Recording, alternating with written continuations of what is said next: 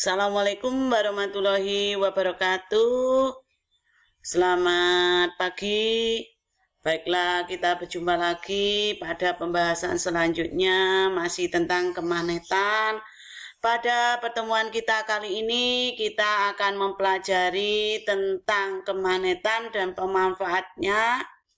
Yang akan kita pelajari adalah tentang pengertian magnet, sifat-sifat magnet, bahan-bahan yang bersifat magnet, kemudian cara membuat magnet, serta bentuk-bentuk magnet. Baiklah, kita akan membahas tentang pengertian magnet. Magnet merupakan benda yang memiliki kemampuan untuk menarik benda-benda lain yang ada di sekitarnya. Kemampuan menarik benda lain disebabkan karena sifat kemagnetan yang dimiliki oleh sebuah benda. Sebuah magnet akan selalu tersusun atas magnet-magnet kecil yang disebut sebagai magnet elementer. Kemudian sifat-sifat magnet. Magnet memiliki dua kutub, yaitu kutub utara dan kutub selatan. Apabila kutub-kutub magnet yang sejenis, misalnya utara dengan utara, selatan dengan selatan didekatkan, maka magnet tersebut akan terjadi peristiwa tolak-menolak. Sebaliknya, apabila kutub utara dengan kutub selatan atau kutub yang tidak sejenis didekatkan, maka akan terjadi peristiwa tarik-menarik. Ya, tuh.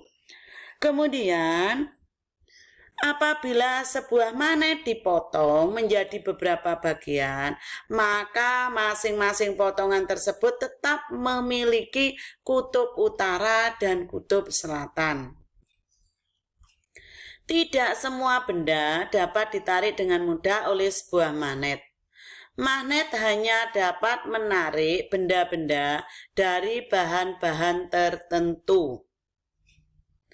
Benda-benda yang dapat ditarik oleh magnet disebut benda-benda yang bahannya bersifat magnetik atau feromagnetik, misalnya besi dan baja. Sedangkan benda yang tidak dapat ditarik oleh magnet dinamakan benda-benda yang bahannya bersifat bukan magnetik atau non-magnetik, misalnya aluminium, tembaga, plastik, dan karet. Benda non-magnetik dibedakan lagi menjadi dua, yaitu paramagnetik dan diamagnetik. Paramagnetik adalah benda yang ditarik lemah oleh magnet. Contohnya aluminium, tembaga, platina. Kemudian yang kedua adalah diamagnetik, merupakan benda yang sama sekali tidak dapat ditarik oleh magnet, misalnya kayu, emas, seng, dan merkuri. Sifat kemagnetan dapat melemah atau bahkan hilang karena beberapa sebab, misalnya dipukul, dibakar, suhu yang tinggi, dan dialiri arus bolak-balik.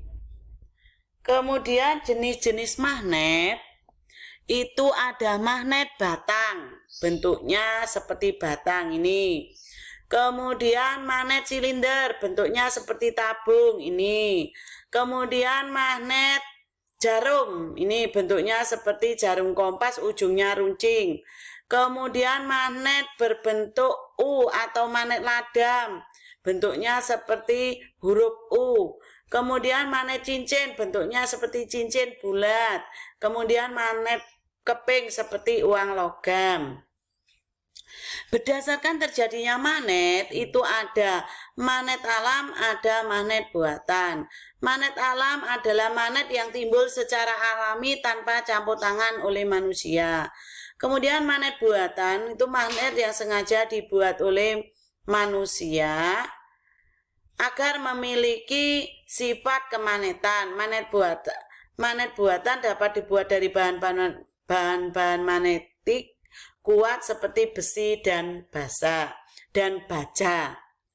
Berdasarkan sifat kemagnetan, maka magnet dibedakan menjadi magnet tetap, yaitu permanen, dan magnet sementara itu adalah non-permanen. Magnet tetap itu adalah magnet yang sifat kemagnetannya bersifat permanen. Meskipun proses pembuatannya sudah dihentikan, akan tetapi benda tetap memiliki sifat kemagnetan. Misalnya magnet baja yang dibuat dengan cara digosok supaya magnet elementernya di dalamnya teratur. Magnet sementara itu magnet yang bersifat sementara. Artinya sifat kemagnetannya hanya akan muncul selama proses pembuatan.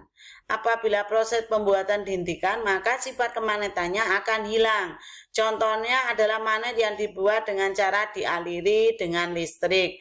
Apabila aliran listrik diputus, maka sifat kemagnetannya akan hilang.